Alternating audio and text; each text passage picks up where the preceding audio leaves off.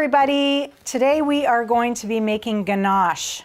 If you don't know what ganache is, it's this super yummy stuff and it's used for a variety of different things. It's the filling in truffles, yum, which you can flavor any flavor, raspberry, chocolate, it's chocolate, orange, champagne, whatever you want. But ganache is also great used as a cake filling and to also mask your cakes with. They use it a lot in Australia. The really nice thing about ganache is it sets fairly hard without the use of a refrigerator. So if you're doing a large sculpted cake that doesn't fit in your refrigerator, you can coat it or mask it with ganache instead of using buttercream because it doesn't fit in your fridge. And to cover that cake, it's always best if it's cold or if your outer surface is hard, and to harden buttercream, you have to put it in the fridge. So ganache also, you know, those ever so popular drip cakes, that's done using ganache as well, in different colors. You can use white chocolate and color it with the chocolate chameleon colors work really well for that. You don't want to use gels to color your chocolate because it will seize your chocolate. So the consistency you're going for when you're masking a cake or coating a cake is this peanut buttery sort of consistency. And once you get it on the cake, it will set up and firm up as it sits as well. So we're gonna make a batch. It's really super easy and has 2 yummy ingredients. That's it. So we have chocolate and whipping cream, 2 of the best things in the world, right? So today I'm working with milk chocolate. The quantities for dark chocolate, I do the same. Also check our recipe pages because the quantities for white chocolate ganache are a little bit different and the recipe is there. Okay, so but today, because white milk chocolate's my favorite, that's what I'm working with.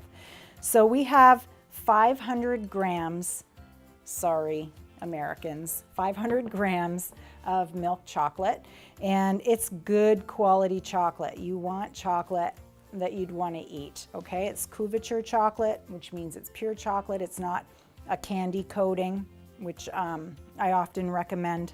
Sorry, let me eat this. I often recommend for modeling chocolate and things like that. But ganache, you want to use the highest quality of ingredients, so we are doing that today. So it's pure milk chocolate, 500 grams, and we have 250 mils whipping cream. So it's like sort of like 2 to 1, 2 parts chocolate, 1 part cream, but 250 milliliters, which is 1 cup or 8 ounces, fluid ounces, to 500 grams of chocolate. And I know my American friends use ounces, but your scale at home converts both ways. So just, I'll put it in the recipe what this weighs in ounces, but it's 500 grams. Okay, so most recipes for ganache are going to tell you to heat the cream and then pour it into the chocolate and let it just sit, and the chocolate will slowly melt from the heat of the cream. I do it a little bit differently. I use my microwave and I just dump the cream in. This cream's been sitting out a bit, so it's room temperature, but you can definitely use it straight from the fridge. And I'm gonna pop this in the microwave. So I'll probably start at about 1 minute, but maybe check it at about 45, because all microwaves are different strengths. So let's pop this in the microwave. And we'll sit and wait.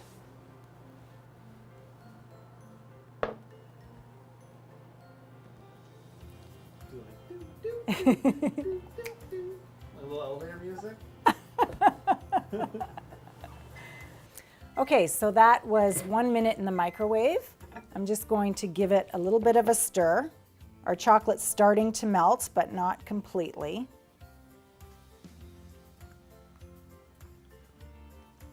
And I'll probably put it in for another 30 seconds.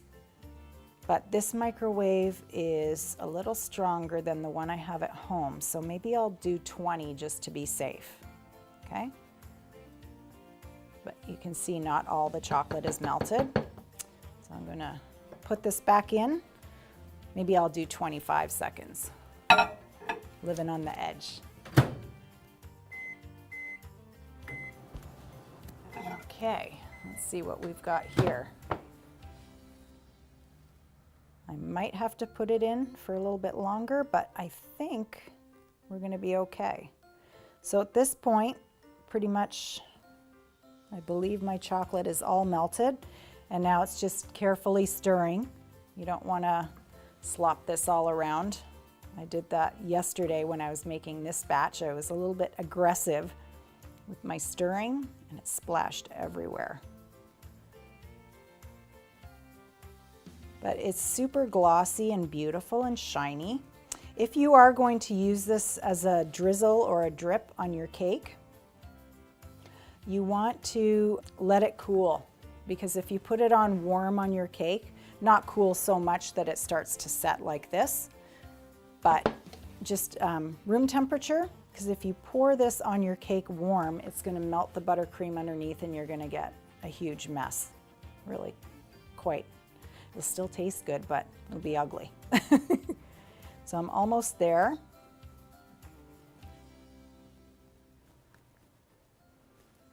And we have ganache.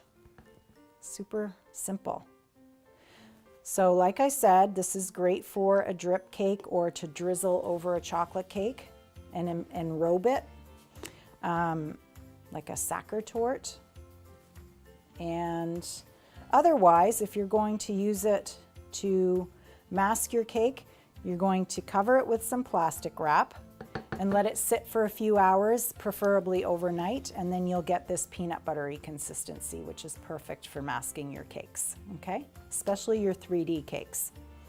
Or if you are doing a painted cake and it's summertime and super humid and you don't want to refrigerate that cake, because when you pull them out of the fridge, they start to sweat, and you don't want your beautiful painting to drip, then that would be a good time to use ganache instead of buttercream, and let your cake sort of solidify at room temperature and then cover it with your fondant, and then no need for a fridge. Okay? Just make sure your fillings are stable at room temperature. Don't be putting fresh fruits and mousse and things like that. But if it's just a buttercream filling, you're fine to leave it out overnight. Okay? So that is ganache. Super yummy. Check out our recipes. We have a recipe, well, the recipe for dark chocolate, I use the same quantities, but definitely if you're interested in white chocolate ganache, especially for those drip cakes that you're going to color, check out the recipe page. Okay? So if you liked this quick, informative video, be sure to check us out on YouTube and click that subscribe button, and we'll catch you later.